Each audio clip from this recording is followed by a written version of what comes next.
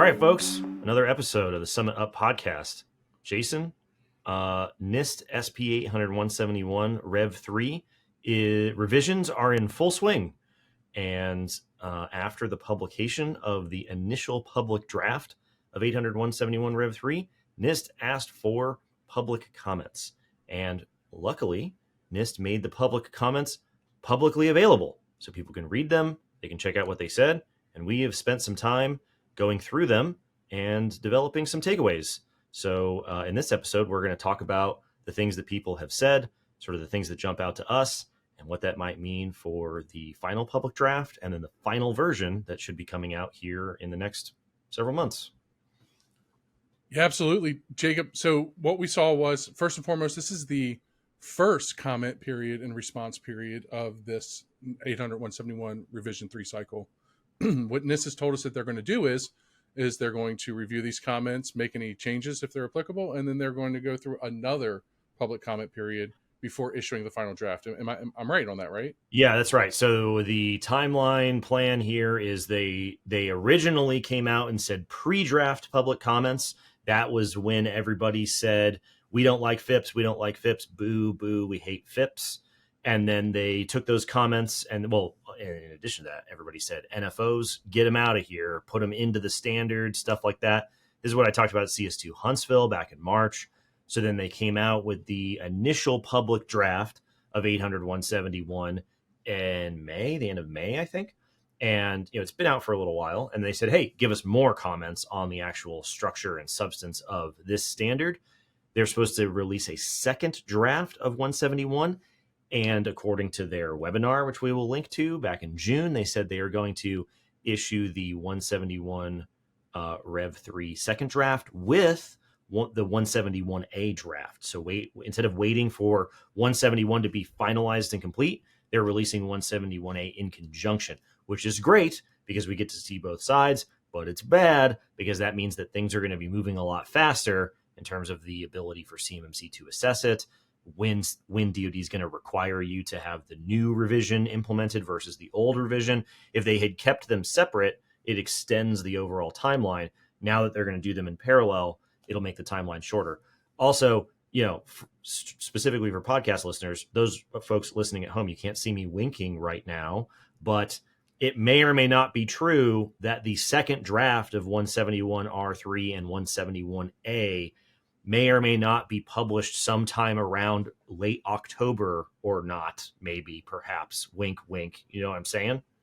Yeah, I thought you were having a moment. I thought I was having a medical emergency. Yeah, we're going to have to tell producer. I will have a medical emergency if I have to be on stage an hour after the draft comes out again. That was no fun.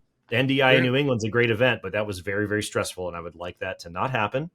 But yes, the timeline is we're expecting the second draft of 171R3 along with 171A sometime around October-ish. Okay. And then we're waiting on the final versions to be published, which NIST says should be early Q1 of 2025, but I feel like it's going to be before the end of the year. Either way, not very far away. Well, part of that process and getting to the end of that timeline is these comment and revision periods. And for this period, there was a little bit over 100 comments total. Submitted from real quick. So organizations. So this happens with rulemaking too. So there are the number of commenters, and then there's the number of individual comments. So, for instance, with the 2020 CMMC rule, there were, I think, like 180 something commenters with comment submissions, but there's actually like 850 comments because every individual point in your submission counts as a comment. So there's I think you have the number. So there's more comments than there are commenters, if that makes sense. Yeah, there's 80 commentors. So 80 organizations chose to submit feedback to NIST. And my count, and it's really easy to lose count, was 144 total comments. Yeah. But let's not take that to the bank, okay? Like it's a roundabout guess here.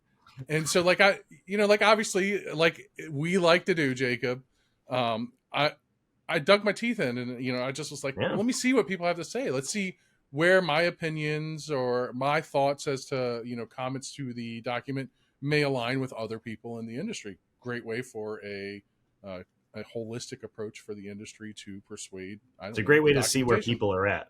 Yeah. And so this is some of the takeaways I have. First, has nothing to do with cybersecurity, and it's about being a good person. Okay, I know, weird. Listen, just bear with me, buddy. What are you? This is the wrong show for you, buddy. I'm not sure at what point when you're submitting a public comment to a NIST document that you feel that your approach should be angry or condescending. Yeah. You are trying to contribute to something, and you always attract more flies with honey than salt, right? Is that what it is? Yeah. Sugar. Yeah. Honey, Thanks, whatever. Dad. Thanks, Dad. So I know what you're saying, right? This is probably something that we haven't seen since when dinosaurs roamed the earth at the end of 2020, and people were commenting on the CMMC rule, and DoD was going on lots of webinars with Q&A sessions where there is a deep anger, indignation that stems from a perfectly legitimate sense of unfairness, of being left holding the bag, having the rug pulled out from under you. Pick the metaphor, right? People are upset, and there's various reasons why it's perfectly justified to feel that way. And there's a lot of reasons why, even though they feel that way, that's probably not enough to change the inertia of the system the way that it's rolling out. But I agree with you. I would say that if people were to read through the comments, one of the things that will jump out to you pretty quickly is the tone that people take with NIST as their audience is can be kind of rude, I think, sometimes. Now, I'm not casting moral judgments. That's not what this show is about. I get it. People feel their feelings.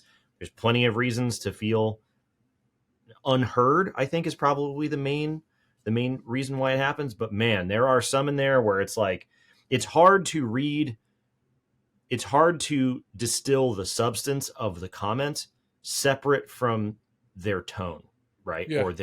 Or their language, if you will. And so it's just one of those things where it's like, I get it. I think part of the reason is people just don't have they don't have a place to point those emotions to, right? Like, DoD's not doing webinars. The AB's got a town hall once a month, and it's not exactly like an interactive Q&A, right? You throw stuff in. Sometimes they get to it now. Sometimes they get to it a month or two from now. NIST isn't exactly doing in-person industry events. DoD's not doing in-person industry events. Nothing's happening and everything's happening, and you don't have anywhere to direct that energy. And so when they offer a venue for public comments, people just let loose. They just let them fly. Yeah. I agree. Okay. I understand. I'm not going to tell anybody not to do that. I'm just saying, from my external observation, it's very clear that I think, and I've seen this recently in my own LinkedIn posts, right? In comments where the post is strictly just restating things that DoD has said via rulemaking in the past, like literally quotes from DoD rulemaking, copied and pasted into a LinkedIn post saying, here's what people said back then. Here's how DoD responded. Here's what people are saying now.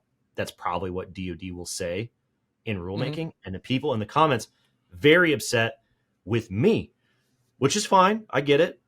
However, I feel like what the NIST comments, social media comments, things like that, we're going to see some big emotions in the rulemaking comments for the CMMC rule when it's finally published, right? Like, we're expecting that to be the end of this year. I think it's going to be pretty intense.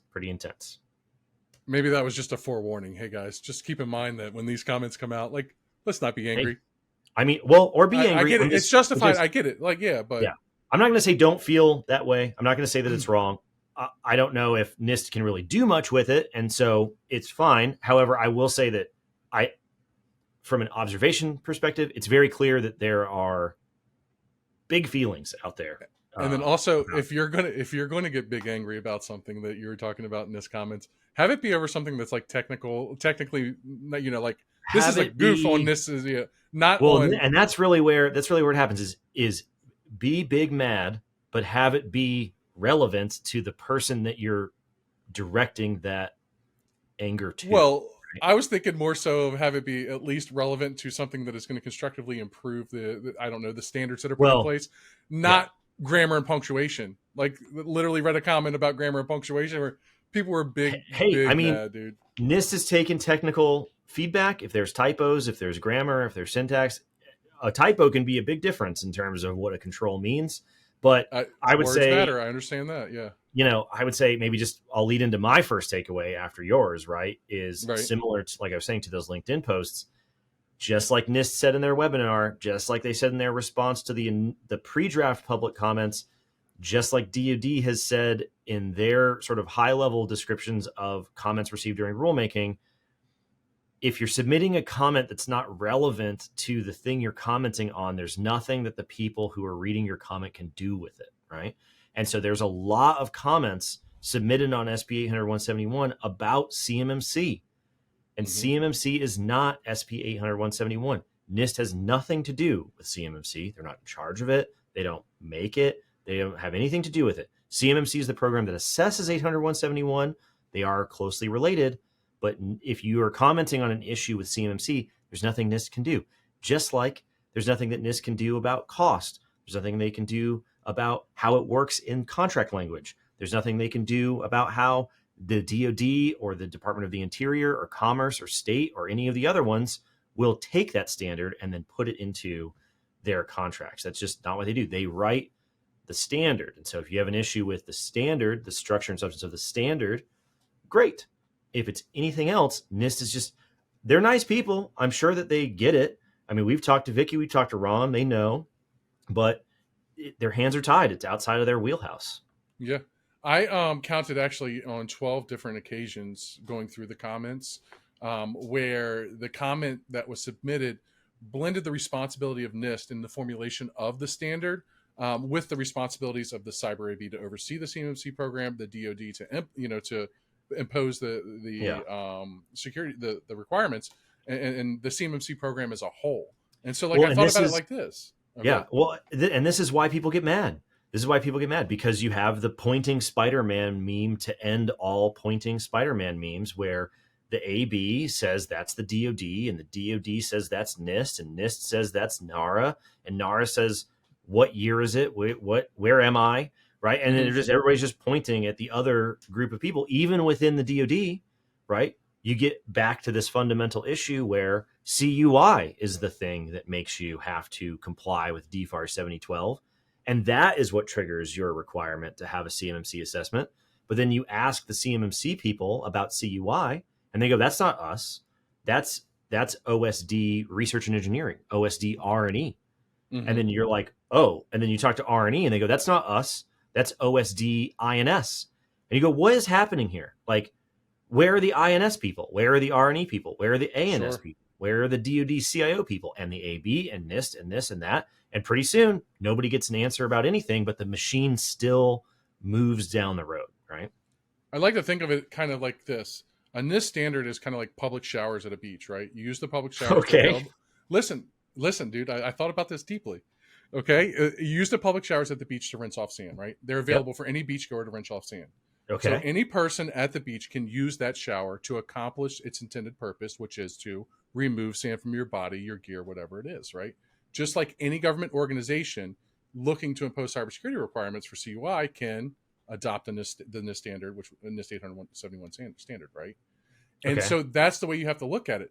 But if somebody is not appropriately, you're not going to go to NIST, or you're not going to go to the beach and say that this shower is not going to get the sand off of me, right? I think I went a little bit down a wormhole with the analogy. I've lost the metaphor at this point, but I like, dude, me too. I like the potential. Yeah, like it's just essentially saying that like the two things, how well you get the sand off, or how well whatever organization takes and uses that standard to get the sand off or to apply CUI protections, right, is not the responsibility of the shower. The shower is made available for you to use it at your discretion. How well you use it or the way in which you use it is still at your discretion, right? There's laws and rules and regulations, but I get it. No, I get it. If you are using the 800-171 shower at the beach and you still got sand in your crack, that's something that, you can give back to the shower designer. But there's not much they can do because I think I'm tracking the metaphor, but let's move on. Yeah, listen, it sounded much better in my head. It all makes sense. Okay, everything makes sense up there. Yeah. Anyways, So a couple other things that stuck out to me, right? One that was really, really surprising, and it had to deal with the term plan or POAM, or as we know it, plan of action and milestone, right? And basically saying that term's being frowned upon by the DoD, and that the DoD is recommending that in the cases of implementation of NIST, that you use the term list of deficiencies. Okay. Instead this of was a DoD comment. This was a comment from a comment About their interaction with. Oh, I remember this one. This was a comment about. Wasn't it a comment about their interaction with DIBCAC assessors, and they were saying don't say POAM. Well, yeah, it was saying that the DoD is frowning upon it, saying that it increases confusion with the CMMC accreditation process and everything. Dude, I get it. This is the missing tile on the floor of the public shower at the beach. You know what I'm saying? Absolutely. Yeah, like at the end of the day, you could call it our get better plan. You could call it. You can call them practices. You can call them controls. You can call them as long as you know what you're supposed to do with them. Yeah. Is the most important part. And the confusion between a CMMC assessment and a NIST implementation does not matter for the intended purpose of the document. You know, and I'll say this makes me think of part of the reason why rulemaking takes so long is because of stuff like this, right? Is the ticky-tacky semantic, like what are the words going to be? I remember there was this big debate going on when rulemaking under CMMC 2.0 first started, where we weren't going to use the word fail for controls that went unimplemented. We're going to use other than satisfied. And it was like this thing that takes weeks to normalize and standardize and get updated. And you're just like, how much of the rulemaking timeline was stuff like that? Don't say POAM, say list of things to be remediated. Don't say fail, say other than satisfied, right? Listen, great. It's a technical comment. It's a suggestion. Overall, we should normalize the lexicon. I mean, I've been yelling at people on LinkedIn about this all week because NIST released a draft of the Cybersecurity Framework 2.0, and for the same types of stuff in NIST 853 and 80171, they use different words. And it drives me up the wall because this is supposed to be an organization that writes standards. You standardize the things that you are giving to everyone. And every time you open a different NIST standard, they're different. So it's very difficult to translate and talk to different audiences and different industries and different verticals if they're using different standards, when under the hood, as we've talked about on this show a lot, it's all the same stuff. Use the same words. So I agree with the comment. We need to normalize the lexicon, but at the end of the day, you're just like, they're just POAMs, man. Dude, one of the most frustrating things for me getting on that topic about the documents not being standardized across the board is like when you're going through a cybersecurity standard that NIST releases and it has like the complementary NIST documents that help with it. And then you go to that one and it is a whole new ballpark. And you're like, wait, it's going to take me 30 minutes to figure out the structure of this. Where do I got to go? Like, it's I enjoy a nice, relaxing weekend of diving face first into the endless NIST tesseract of overlapping and interlocking publications and documents and references and whatever. You go down the wormhole. Eventually, it all circles back and connects to each other. But I mean, they got to be better about this, right? You can't have 853 use the term drop and incorporate when they're withdrawing a control. And then, what it is, the NIST CSF says they drop subcategories. 853 says that they move or incorporate them. 80171 says they're withdrawn. Meanwhile, under the hood, the exact same action has happened for all of them. So it's just, it makes a lot of it unnecessary. And what it does is it causes people to have to spend time submitting comments that ultimately, like you said, don't move the needle on the bigger issues, right? And more uniquely to the problems that we face, obviously, with the DoD contracting base is the fact that for a lot of organizations, this is the first time that they are being exposed to NIST documents. Yes, very good point. And so for me, who has been diving into them for a long period of time, it's a lot different, and it's even an adjustment for me to do it and anybody else to do it. But for somebody that's never seen it before, that is an insane undertaking. So obviously another thing that could possibly cloud or complement the process. Yeah. Another theme to the comments that I noticed in the comments submitted for 171 Rev 3 is that a lot of comments surrounded the requirement 312.5, which is the one for independent assessments.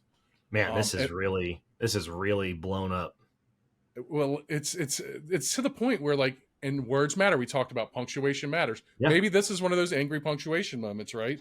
And so insert my condescending term that tells me that most of them cover the inclusion of language which clarifies if independent assessments can be performed by internal independent resources, right? So let's say that you have a assessment team capability within your organization that is separate from the business entity that is going to get assessed.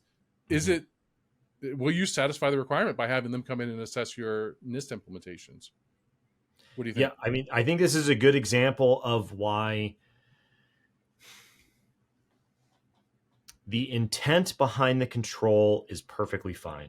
Mm-hmm. But this is a good example of a well-intended control that really needs NIST to go outside, touch grass, and talk to normal people who are affected by the standard.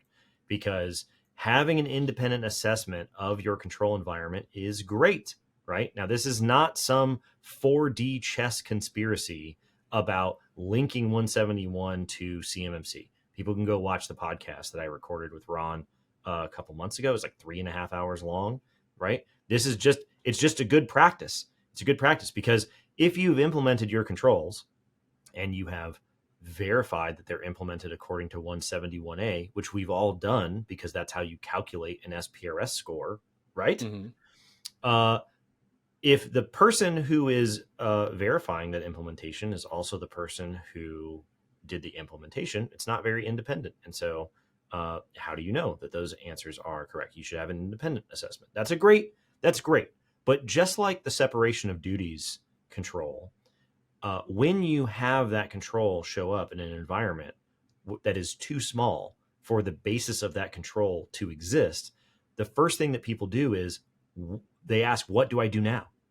Right? And so NIST needs to say, okay, this is a well-meaning control. What if it's in an environment that doesn't have the basis for this control, right? Now, that would be ideal, and I don't know if they're going to do that because I feel like what they're going to do is they're going to say, this is an ideal situation in a vacuum, and if you can't meet it, that's not our job. That's your job to negotiate with whatever agency you're contracted to, mm-hmm. which, like we've said on the show before, you're supposed to contact DoD CIO and say, we can't meet this control for the following reasons. Here's our alternative, or it's NA, right? I mean, this is the same thing with, like I said, separation of duties. The justification that DoD CIO is supposed to use, according to their FAQs, is a control is not applicable if the basis for that control does not exist. You don't have to implement Wi-Fi security controls if you don't have Wi-Fi. If you do not have enough people to implement separation of duties, that does not mean that you're supposed to go out and hire people to implement separation of duties. The basis for the control is not valid, right? So independent assessment, do you have the ability for an internal assessment to be independent? Just like separation of duties, a lot of companies will not. But we don't have an interpretation on that from NIST, so you end up with one of like two extremes where people go, oh, CMMC automatically, boom. Or we're never going to assess anything independently ever. And so it's just one of those things where you're like, I wish NIST would just do 10% more of, at least in the context of 171, knowing that the standard will by and large end up in small environments which do not have the basis for the controls. Preemptively address that, please. Yeah, I feel like that there's a lot of wormholes to go down when you start talking about an internal part of your organization performing the independent assessment to meet a requirement. Yeah. I mean, big organizations definitely have that ability. They have internal audit that's independent from the business units all day long. Like you said, if you can do it and it can be justified, you can document how they're not affecting one another, then by all means. But NIST clarification is going to be required. Like, well, this or is one of NIST the doesn't comments I agree clarify. with. If NIST doesn't clarify that the controls are going to exist in small business environments, they should clarify that it's up to the agencies to clarify. And then everybody can go back to the pointing Spider-Man meme and go to DoD CIO and go, knock, knock, hello, is anyone home? Is anyone seeing what's coming around the corner? Is this going to be treated as an NA, just like every other control would be NA if the basis does not exist for sufficient independence? Now, call me crazy, but that's how I read it.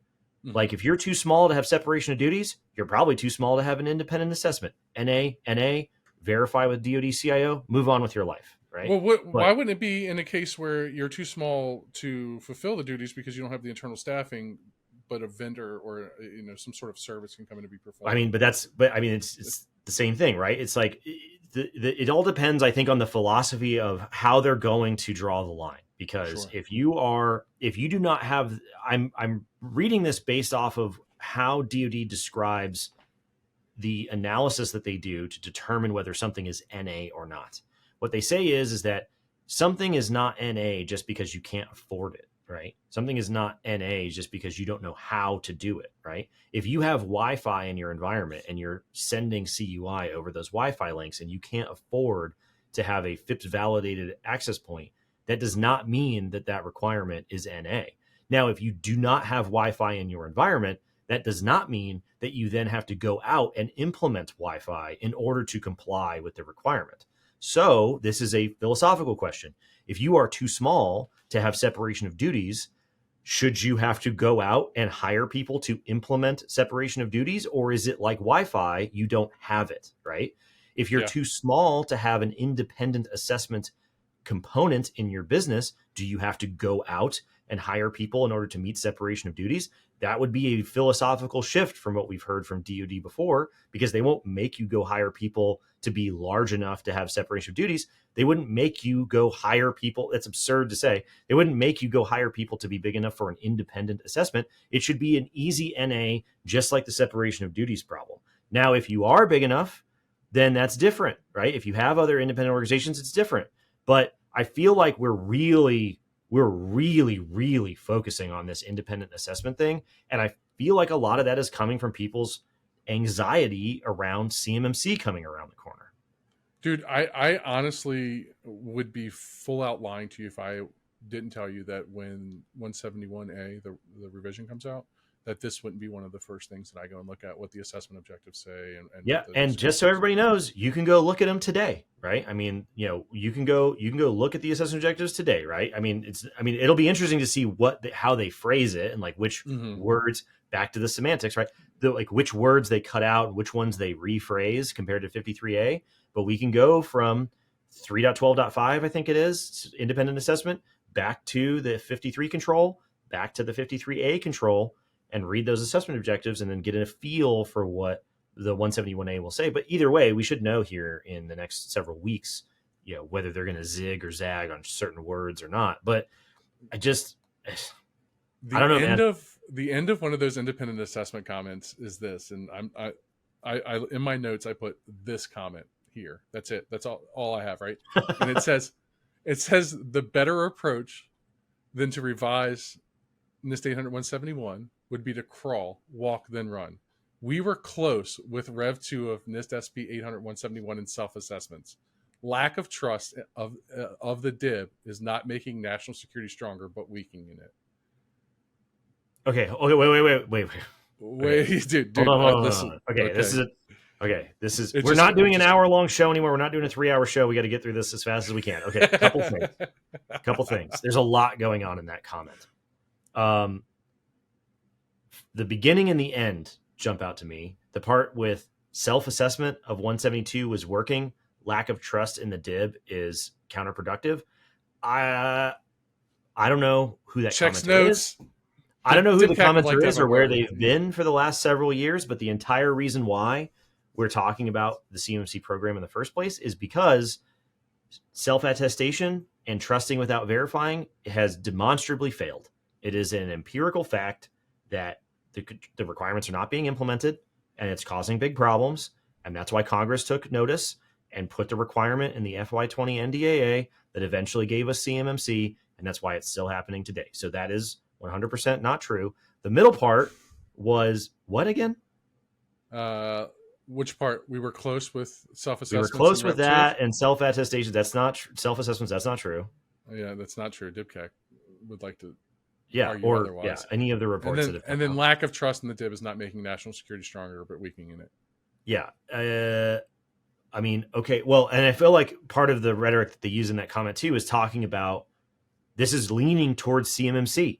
You're talking about well, first of all, the language in the comment as I'm hearing it, as I'm thinking about it right now, is they're talking about the DIB. 171 is not a standard for the DIB. It's a standard for everybody, right? Correct. And so it just so happens that most of the commenters are the DIB, but people are really taking a very narrow focus on what 171 is supposed to represent, and therefore what NIST is able to do or not do. I would like to really see a trimmed down statistical breakdown of all the comments that were removed, either because they were propagated to push NIST to change language to fit a product, or propagated to, or at least falsely lumped into NIST responsibility when it realistically was the responsibility of somebody else.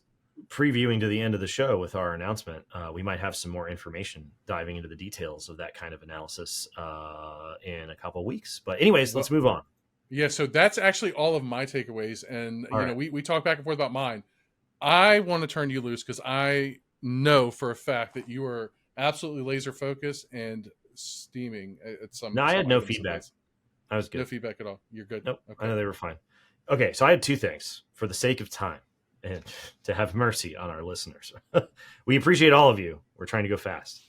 I have two takeaways. First is go fast. The number one thing that everyone commented on was the inclusion of organizationally defined parameters in the formatting of 800-171 Rev 3.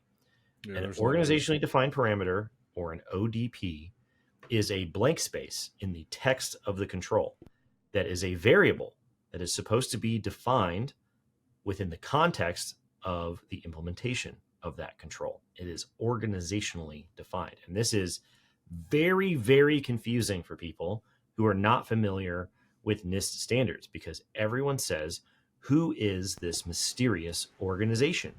And it is context dependent, because some organizations have external regulatory requirements that are imposed on them. In that situation, that regulatory agency is the organization setting a certain variable or definition. Whereas if you're a business and you're deciding who your authorized users are, and you're going to define who those people are, you are the organization making that definition. Mm-hmm. Now, the thing is, there are some organizationally defined parameters for which the government should probably define a value, right? Correct. And there are many organizationally defined parameters for which the business should define those parameters because they're too granular or they're not relevant or whatever. The problem is NIST is using a standard 25-year-old format for how to write a control statement with an ODP in it, and people are seeing it for the first time, and they're going, whoa, whoa, whoa, who's going to define these things? And some people say the business should define all of the parameters. And some people say the government should define all of the parameters. I don't think that either of those are a sustainable option or advisable, but the government needs to say, these are the variables we care about, and these are the variables we do not care about, in order to make everybody's life a lot easier. What I will say, and we'll post a link to the poll that I had on LinkedIn a little while ago, is a lot of people are reacting to ODPs in the comments rather than commenting on the best way to use them, if that makes sense. So we already know that 800-171 is going back to 853 formatting, right? Ron expressed that on the podcast when he was special guest on the podcast a couple of months ago. They have taken too much detail out of 853 in their formation of 171, and it's confusing everybody. So they're going back to the formatting of 853. That means ODPs.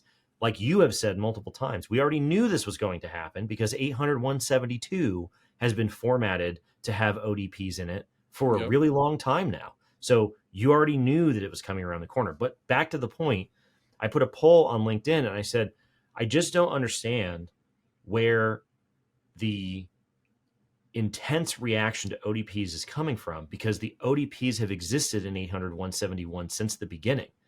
And you would know that they were there because if you crack open 800.171A, which everybody did to do their self-assessment, to calculate their SPRS score, to evaluate your MSP's shared responsibility matrix, right?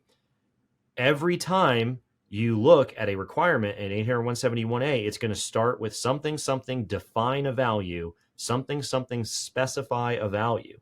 Mm-hmm. And then everything after that is implementing according to that defined variable. And if you go through and you count up in all of the requirements, the words define or specify show up 98 times, right? There's 110 requirements in 800.171. 98 times in 171A, you have to define or specify a thing. That is an ODP. You are picking a variable. So everyone has already been doing this. We have already been specifying variables. There are 117 ODPs in the initial public draft of 800.171. So we're not even talking about a very large increase over what already exists. So I'm trying to be empathetic because I understand that the formatting looks a lot different than the original 171, and it looks very different from 171A as it currently exists. But if you sort of look at what an ODP is, you look at what it's asking you, you're already doing it. You've already done it. You've already done it, especially if you've assessed yourself against 171A. But what I will say overall is, I mean, it's got to be, I don't think there's a single comment submission that doesn't have at least one take on ODPs. And the most concerning one, or the most confusing one for me, are people who say, take them out. And you're like, okay, listen, if you take the ODPs out, you end up with the current format of 800.171 R2. And you never really get rid of them because they're still in 800.171A. You're assessing the implementation of something. You have to define what that thing is or specify what that thing is. NIST is just putting the definition of the ODP up front. So it's more apparent. It's more standardized with its big brother in 853. So getting rid of them does not solve the problem. And getting rid of them does not make them go away. NIST hasn't done anything except normalize the format and make it more apparent in 171 rather than just hiding them in 171A. Getting rid of them is not a solution. That's my big takeaway. They're already there. You're already doing them. The formatting change of the control text is really not the problem. Yeah, a lot of the comments which I came across, and like you said, I noticed as well, there were very few comments that were submitted, or commentors that submitted comments that did not have something to do with ODPs. I want to say almost, I mean, off the top of my head, every single person who submitted, or organization that submitted a comment, had at least one comment on ODPs. And most of them said, we don't like them, get rid of them, which I just found very confusing. They're not scalable, is what they said. It's going to crush small businesses. Listen, that's like the default go-to, right? Like, it's going to crush. Well, I mean, it's not. Well, here's the thing: is theoretically that's not untrue, because 800.171 is designed to be the universal standard for the protection of confidentiality of CUI in non-federal systems. So all categories of CUI in all non-federal systems should meet at least the same baseline requirements contained in 800.171. It is true that if you do not define those ODPs the same for everyone, there is variability from agency to agency and acquisition to acquisition, and therefore contract to contract and purchase order to purchase order, because somebody could come along and say, instead of screen lockout every 15 minutes, we want screen lockout every 5 minutes, right? And the variables could be different. Now, how likely is that to occur? Not very likely. How many companies in the DIB specifically that contract with multiple other agencies that are all going to pick different definitions? Probably not very many, but it is still a valid concern. And the original reason why they created 800.171 was to get rid of that problem, because like I talked about with Ron on the podcast, before 171, you only had 53, and 53 is a catalog that you're supposed to select from, define the variables, and then implement. And so if you had every agency picking different controls, the baselines were all different, and then you had them picking different definitions for their variables, the final baselines are all different. So they picked the controls, they got rid of the ones they didn't want, they tailored it all down, and then they created 171. And they never finished defining the ODPs, right? Mm-hmm. So in my view, formatting 800-171 to show everyone that the ODPs are there, have been there, have never not been there, and always will be there, forces the issue for NARA and the other agencies to wake up and finish the job and say, we care about these variables. Here's the definitions. You can set the variables for the rest of them. Good. Let's all move on with our lives.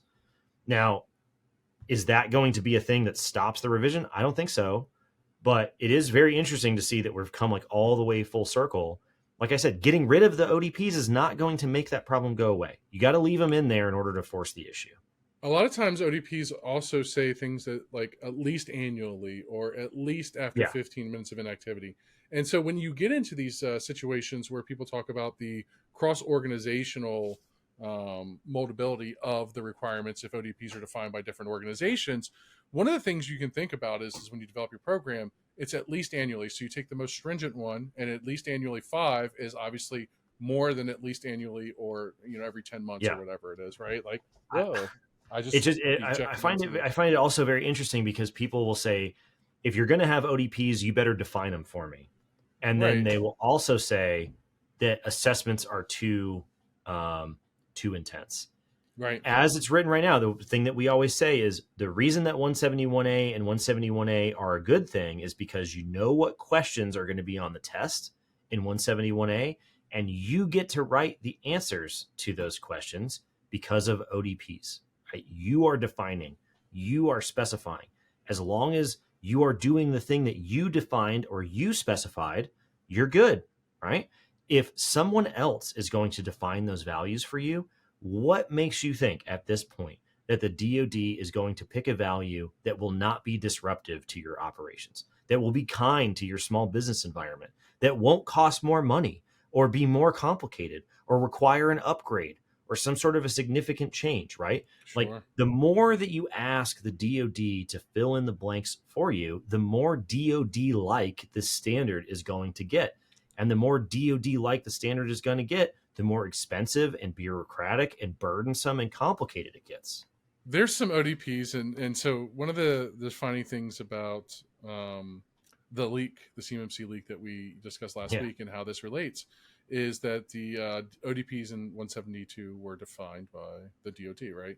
Yeah. And so I've obviously been digging in, and like a lot of times the definition that was provided by the DoD is a generalized statement, like all software, security softwares, or something like that, like very overall umbrella term that just says, you determine what they are, it has to be defined. There are also ODPs within 172 that are not CMMC level 3 applicable controls that weren't selected, for the criteria. That one of the ODPs, like you said, is this practice defined? Or is this frequency defined? Like the ODP2 is the frequency is defined. Yeah. So there's that. What else you got from the draft comments? Did you see anything else? Last one I'd say out of the ODP thing is something that has spilled over into the social media conversation on LinkedIn, and that relates to the cost of 800-171. And I just want to reiterate to everybody, just like we talked about submitting relevant comments, according to the DoD, the CMMC assessment program and 800-171 are different things. I know we've beat this into the ground, but just to reiterate, 800-171 is required pursuant to DFARS 7012, which was codified in 2016 when that rulemaking ended. It is in black and white. It is set. CMMC will be required when its rulemaking is done through a different DFARS clause. And so as a result, when people are looking at the cost of CMMC, they are conflating the cost of implementing 800-171 with the cost of CMMC. Implementing the requirements is not the cost of assessing the requirements. That's not to say that assessment costs will be trivial. That's not to say that assessments will not be expensive. It's just to say that you cannot say that CMMC costs what 800-171 costs. They are different. They are different costs. And so a lot of people, when I would sort of copy and paste this response from DoD from 2016 on LinkedIn, would say things like, well, we still want to submit those comments to NIST on principle, right? That like it just deserves to be heard, whether it is going to work or not. So maybe it's cathartic for people. Maybe it helps them feel better. But I just want to reiterate to folks that just like they said in the pre-draft public comments, NIST does not control the cost issue when it comes to writing the standard. Their job is to tailor a baseline of controls that sufficiently meets the government's idea of what it takes to protect confidentiality of their data. And so when that data flies into your organization, how you work out the cost is between you and whatever agency you happen to be working with, not with the people who write the standard. Because if cost were the ultimate driver of the tailoring decisions for 800-171, you would tailor it down to a point where there probably wouldn't be any controls in it whatsoever, because it would cost some amount of money in order to do it. So people should just expect that when the next revision comes out and they sort of release their analysis of public comments, I guarantee you they're going to say the cost of implementing this standard is not relevant to the tailoring and public commenting for 800-171 Rev 3. Just like when DoD comes out in public comment responses for CMMC rulemaking, they're going to say the cost of CMMC is not the cost of implementing 171. That was rulemaking that was done years and years ago. It's not a fun answer. It doesn't make anybody feel good. It further fuels that sort of emotion that we talked about earlier that shows up in the public comments. But I just want to remind people that's the situation. That's the situation. Sometimes the best friends are the most honest friends, dude. I mean, you know, we'll link to that information every time I post on LinkedIn. We always link to the sources of the quotes. You can go to the Federal Register. You can read it yourself. I mean, they wrote it down there. I mean, I was stunned when I first read them. We've talked about this before. I remember the first time I stumbled across the Federal Register and I was reading the responses from the DoD about people's small business concerns and impact and complexity and risk-based this and which controls that. And I couldn't believe it because I was reading words from a decade ago that were coming out of the mouths of DoD officials today. And that's when I realized that the government's position on this issue is irrelevant to whoever happens to be the government official saying it at the time. They have been very consistent in that position and that rationale for a really long time. So when people think CMMC is not happening, 171 will change, this and that and this and that, my question to them is, what catalyst do you think has happened that would cause the government to have changed their rationale based off of this long track record of responses to these same comments? And since I have not seen that kind of catalyst or change in NIST's behavior or DoD's behavior or NARA's behavior or any of these players in this ecosystem, it makes me believe that there is a very strong case that it won't change. It will just continue on this weird runaway train of regulation coming everybody's way, right? Yeah. Well, on that cheery note, I think we got news for everybody, right? Yeah, big news. So October is a big month for us, right? It's Halloween. Yeah. Pumpkin spice lattes are back. Yeah, big month, man. CS2 is back. CS2 is back. That's right. And the Sum It Up podcast turns 1. We've been doing this for a year in October. Can you believe that they've turned us? Yeah, they've turned us loose on microphones for this long, and there has been no injunctions, no cease and desist. Well, we record this for those that don't know, we record this in the middle of the night specifically to avoid getting yanked off air. So, yeah. And now, so the big news is that the way that we want to celebrate Sum It Up turning 1 is with, I guess, a live studio audience. So yeah, we will be at CS2 Denver hosting a live show and on stage live show. Yeah, it's going to be great. Yeah. So we're going to do Sum It Up live on stage at CS2. We're going to do the deep dive into 171 comments. We're going to do a deep dive into how to anticipate what will be in 800-171A. I think you've got a bunch of stuff on 172 and CMMC level 3 that we're going to go into. We're practicing our shorter versions of explaining things so that we can get a bunch of information out on stage at CS2 in true CS2 style. But we're also going to keep it real like we do on the podcast, but live in person with everybody too. And we want all of our listeners to join us, all the loyals to come out to Denver and join us, and to kind of help you along and do that. We're going to offer a 15% discount code for podcast listeners off your registration for CS2 Denver. And that code, for the viewers, it's going to be at the bottom of your screen right now. But that code is Sum It Up CS2 DEN. So SUMITUP CS2 DEN. First take. I got it. You did it. Yes. Everyone should know that there was big anxiety in the green room prior to hitting record about whether or not we'd be able to get through the whole discount code, and you nailed it, buddy. Absolutely nailed it. Yeah, so no POAMs on that acronym. No list of deficiencies here, buddy. No list of deficiencies. Don't say POAM. So once again, SUMITUP CS2 DEN. Sum It Up CS2 DEN. 15% off. Come all hang caps. with your boys. Code will be in the description below. And yeah, just real quick before we end, big news in terms of CS2, major upgrades on the production back end of CS2. Production at CS2 has always been very smooth, always been very solid, looks great. But now if you are a virtual attendee and you can't make it in person, you will be able to stream all breakout sessions through the same client. You won't have to wait for the recordings of some breakout sessions to be available afterwards. You'll be able to flip in real time between all of the breakout sessions. So virtual attendance is going to be awesome. And if you can't make it to Denver, you should attend virtually with that discount code that we have below. Yeah, City of Champions and now Sum It Up Live. Denver's lit. There you go. All right, everybody. We'll see you next week.